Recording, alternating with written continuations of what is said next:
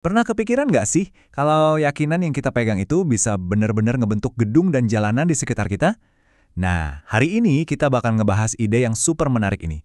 Gimana caranya keyakinan pribadi itu bisa jadi semacam cetak biru gitu buat ngerancang sebuah kota. Kita bakal lihat dunia perencanaan kota dari sudut pandang yang, mungkin belum pernah Anda bayangin sebelumnya. Oke, jadi langsung aja ke pertanyaan utamanya ya. Emangnya bisa gitu iman kita membangun sebuah kota? Kedengarannya mungkin gede banget ya, tapi justru ide inilah yang jadi inti dari pembahasan kita kali ini. Oke, yuk kita bedah dulu konsep utamanya, jati diri perencana muslim. Jadi gini, ini tuh bukan sekedar label profesi biasa. Ini soal identitas. Sebuah identitas profesional di mana nilai-nilai Islam itu bukan cuma jadi hiasan atau tambahan, tapi benar-benar jadi fondasi. Ya, fondasi dari setiap keputusan dalam merancang kota dan wilayah. Nah, pertanyaannya, identitas sekuat ini datangnya dari mana sih? Ternyata bukan dari kantor arsitek atau proyek konstruksi gede loh, tapi dari sesuatu yang jauh lebih mendasar, semacam cetak biru dalam pikiran yang justru mulai kebentuknya pas di bangku kuliah. Semuanya itu ternyata berawal dari dalam diri, dari sebuah refleksi pribadi. Coba deh bayangin, di tengah-tengah dunia kuliah yang isinya data, teknis, dan hitung-hitungan, seorang mahasiswa mulai bertanya, gimana ya caranya keyakinan spiritual saya ini bisa nyambung dengan ilmu yang lagi saya pelajari? Dan coba lihat deh jenis pertanyaan yang muncul. Ini bukan lagi soal gimana caranya biar lulus ujian, bukan.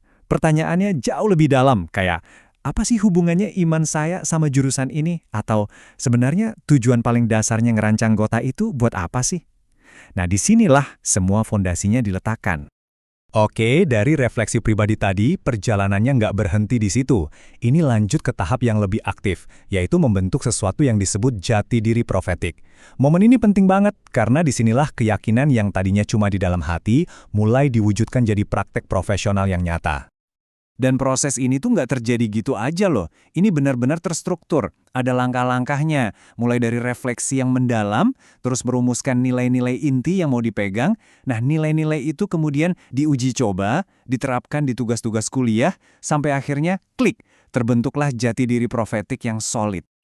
Terus bedanya di lapangan apa dong? Gini, kalau pendekatan biasa mungkin cuma fokus ke data teknis ya, udah selesai. Tapi pendekatan yang terintegrasi nilai ini, wah jauh lebih dari itu. Dia nambahin lapisan empati ke masyarakat, ada pertimbangan etisnya, jadi tujuannya bukan lagi cuma dapat nilai bagus di kampus, tapi benar-benar mau ngasih dampak sosial dan bahkan spiritual yang nyata. Intinya tuh sebenarnya ini, gimana caranya menciptakan sebuah identitas profesional yang bisa menyatukan dua hal penting, keahlian teknis di satu sisi, dan komitmen tulus buat melayani dan membawa keadilan di sisi lain. Jadi ini soal jadi perencanator yang lebih dari sekedar, ya teknisi. Oke, anggaplah identitas di dalam diri ini udah mulai kokoh nih. Terus apa selanjutnya? Nah, sekarang waktunya keluar dari menara gading kampus dan terjun langsung ke dunia nyata. Disinilah semua teori itu diuji, lewat pengabdian langsung ke masyarakat. Dan pengabdian masyarakat inilah yang jadi jembatannya. Ini bukan lagi sekedar kegiatan sampingan buat nambah-nambahin CV ya. Ini adalah proses transformasi diri.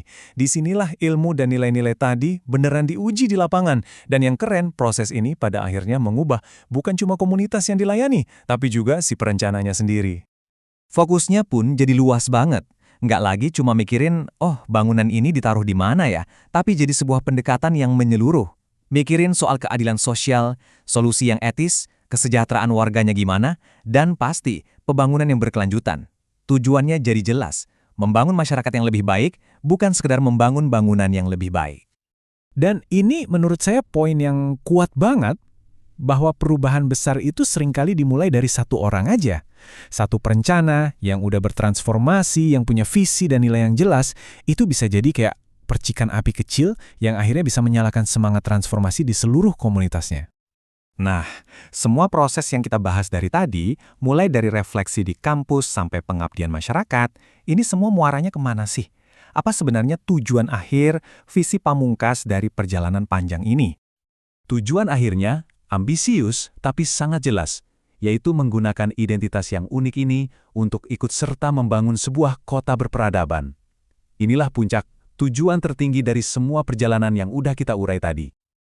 Terus, kota berperadaban itu kayak gimana sih wujudnya? Coba kita bayangin bareng-bareng. Sebuah kota yang adil dan merata untuk semua warganya.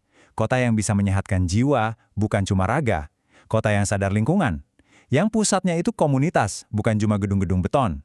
Dan yang punya keindahan, bukan cuma indah dipandang mata, tapi juga indah secara etika. Dan kutipan ini, wah, benar-benar merangkum semuanya dengan sempurna.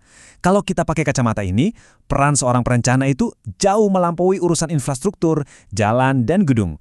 Ini soal tugas yang lebih besar, tugas buat menumbuhkan sebuah peradaban. Semua pembahasan ini akhirnya membawa kita kembali ke satu pertanyaan mendasar yang mungkin bisa kita renungkan bareng-bareng. Coba deh, lihat kota tempat kita tinggal sekarang. Menurut Anda, nilai-nilai apa sih yang seharusnya jadi fondasi utama untuk membangun kota-kota di masa depan?